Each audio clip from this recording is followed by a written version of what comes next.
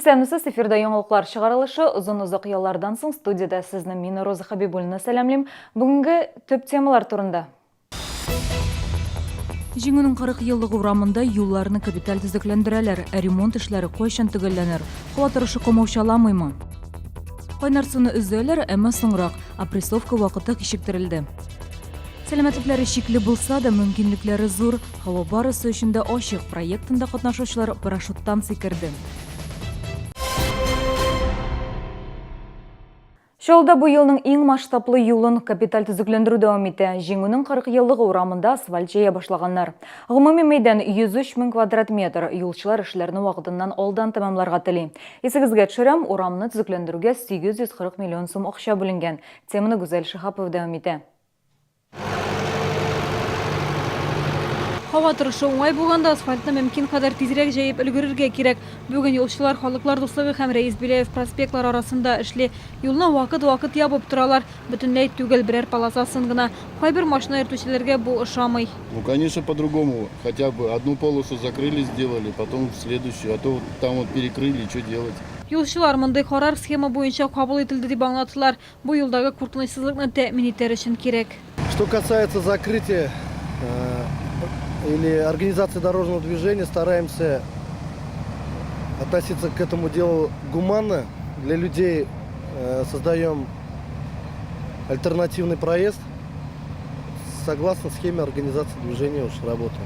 Һава торышына килгәндә, кызу кояш астында эшләүгә караганда җиләс һавада эшләү рәхәтрәк, әмма яңгыр графикны боза. Шулай да яңгыр яуганда да вакытны бушка уздырмаска тырышалар. Например, колодцы чистим, убираем грязь, очистим, промываем, приводим в порядок, все. Хәзер кайбер урыннарда яңа асфальт катламы җыя башлаганнар. Юл 3 катлы булачак. Беренче каты кипкәч, тагын 2 катлам асфальт-бетон катнашмасы җәеләчәк. Гүзәл Шихапова, Илдар Шәйдуллин, яңалыклар. Шолда опрессовкалауның икенче этабы 18 июньга күчерелә. Бу бәйрәм көннәре белән бәйле. Ялларда шолларны кайнар сусыз калдырмас өчен Үзәк районда опрессовкалауның икенче этабы 18 июньнән 2 июльгә кадәр дәвам итәчәк. Комсомол районында гидравлик сынауларның икенче этабы 19 июньнән 2 июльгә кадәр үтәчәк. Бу вакытта Сидоровка, Гес поселокларында һәм Мәләкәс аръягының 20, 21, 22 микрорайоннарында кайнар су бирү туктатыла. Ярчалы җылылык шелтәре белгечләре әлеге эшләрне тиз арада төгәлләргә тырыша. Әгәр дә сезнең берәр проблема борчыса яки шатлыклы хәбәр җиткерәсегез килсә, безнең редакциянең кайнар элемтә телефонына шалтыратыгыз. 51 31 31 номеры тәүлек буена эшли. Кыска гудоктан соң хәбәрегезне калдырыгыз. Безнең хәбәрчеләребез сезнең белән элемтәгә кереп проблемагызны хәл итәргә булышыр. Шалтыраткач исемегезне һәм телефон номерыгызны калдырырга онытмагыз. Шоллыда Сабанты 23 июньдә узачак, авылларда исә бәйрәм алданрак була. 21 июньдә татар халкының милли бәйрәме Элеватор тауында үтә. Тукай районы авылларында күңелле чаралар 16-17 июньдә узачак. 17 көнне Кызыл Байрак авылында бәйрәм сәгать 10-да башлана. Новый, Әҗмәкәй, Искегәрдәле, Яңа Сарайлы, Бәткә, Бурдыбаш, Иштирәк һәм башка авылларда Сабанты 16 июньдә узачак. Төгәл вакытларын белешергә кирәк. Октябрь бүләк авылында Сабанты шәһәрнекеннән дә соң узачак. Аны 8 июльдә авылның 90 еллыгы белән бергә уздырачаклар. Һава барысы өчен дә ачык. Бу Минзәлә аэроклубында гамәлгә ашырылучы проектның исеме. Проект 2017 елгы президент грантлары бәйгесендә җиңгән. Ул сәламәтлекләре шикле булганнарга парашютта сикерергә ярдәм итә. Ты складываешь руки так на груди у себя. Ага.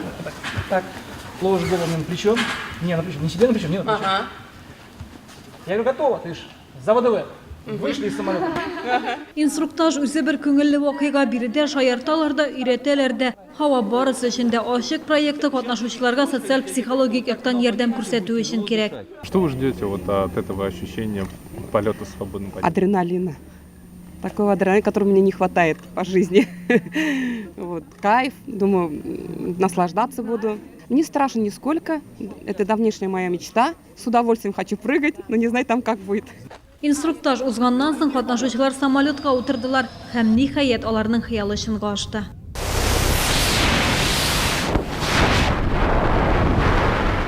Havada 5 minut jirge düşkende kübüsünün күзендә яшь иде. Ой, это так здорово! Что испытывала в полете, вот когда только выпрыгнули? Сначала мне было очень страшно, но потом это такая красота, это вообще, это словами не описать вообще никак.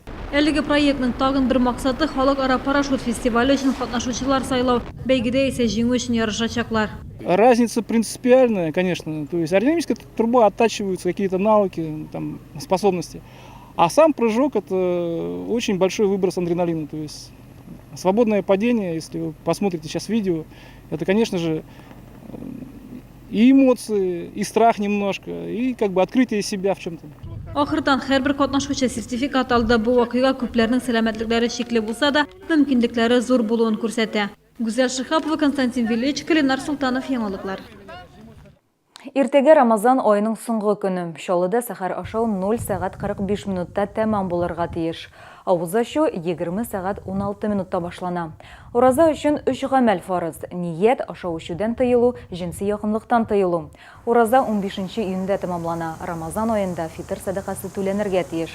Быел аның күләме 1 кешедән 200 сум. Бу сезгә җиткерәсе соңгы мәгълүматыбыз иде. Мин Роза Хабибуллина сезнең белән сау булашам. Иртәгә очрашканга кадәр сау булыгыз.